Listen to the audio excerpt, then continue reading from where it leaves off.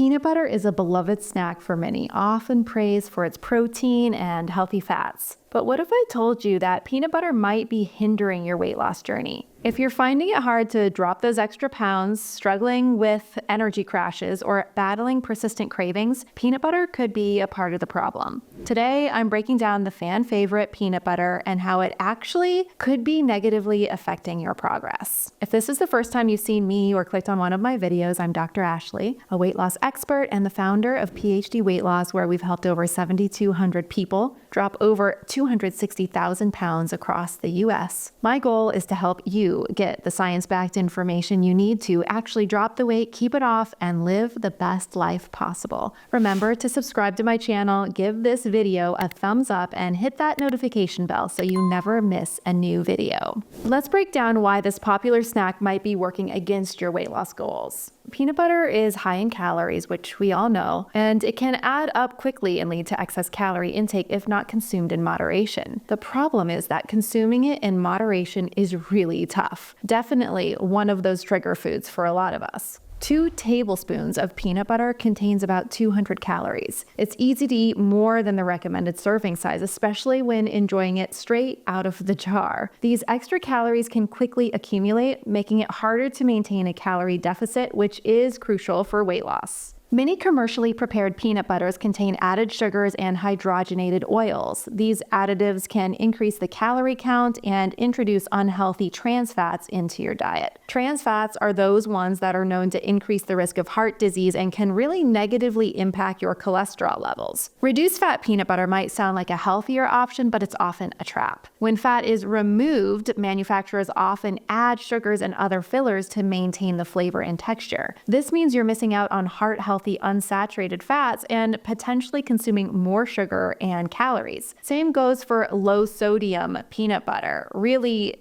sodium isn't bad. If you want to dive into the impacts of sodium and the importance of it in the diet, check out my episode where I talk all about it. So if you're getting reduced sodium or low sodium peanut butter, it's really not doing you any benefit. When it comes to protein, while peanut butter does provide some, it's not as high in protein compared to other sources. The macronutrient profile of peanut butter is predominantly fat, with the significant portion being unsaturated fats. So here's a detailed look at the macronutrient content. In 2 tablespoons of peanut butter, which is about half the amount of peanut butter in here, this is about 5 tablespoons. So imagine half of this, a little bit less than half, contains 200 calories, about 8 grams of protein, and 16 grams of fat, and about 6 grams of carbs. So the protein content in peanut butter is relatively low, and it's easy to overconsume due to its delicious taste and creamy texture. Also, pairing peanut butter with high-carb items like bread, jam, or chocolate can further contribute to weight gain and blood sugar spikes. Let's compare peanut butter now with some other popular high-protein snack options to give you a better perspective. Let's say you want to consume about 20 grams of protein for a snack. This should be a minimum amount of protein for a snack. So I'm using the lowest values here. Most people want to be aiming for even 30 to 40 grams of protein in a snack. But for simplicity's sake here, let's talk about how you would get 20 grams of protein. So to get 20 grams of protein from peanut butter, you would have to consume 5 tablespoons. So this here, again,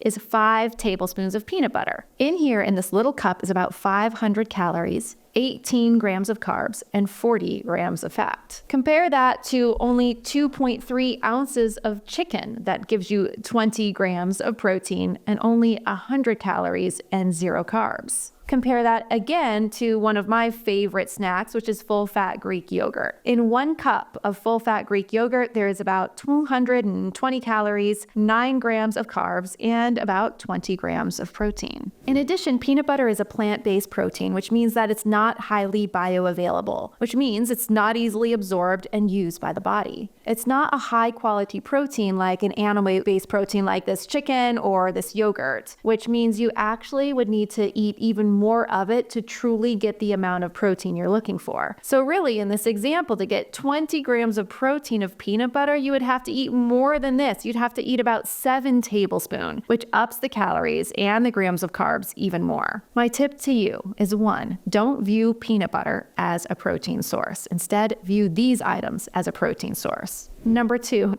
look at peanut butter as something you eat for pleasure, not necessarily for health. Pleasure is important too, so I'm not discounting that, and either should you. It's just important to know why you're eating it. Number 3, if you're trying to lose weight and you have a love affair with that peanut butter jar and you just can't eat, say, 1 tablespoon, get it out of your house. It's just not worth it. It's a food you say you love that is not loving you back, and it's time to let it go. It's like an unhealthy relationship that just isn't serving you anymore. Number 4, if you can't eat it in moderation and it's an important pleasure food, then make sure not to buy the spread, the peanut butter spread, and check the ingredient list to make sure it contains only peanuts and only salt. So there you have it. Peanut butter might not be as healthy as you think when it comes to weight loss and overall general well-being. Let me know if this surprises you in the comments below. If you need help dropping weight and think a customized approach with clear guidelines on exactly when, what, and how much to eat for your unique body would help you succeed, reach out to us at PhD Weight Loss. See the link in the description. See you next time.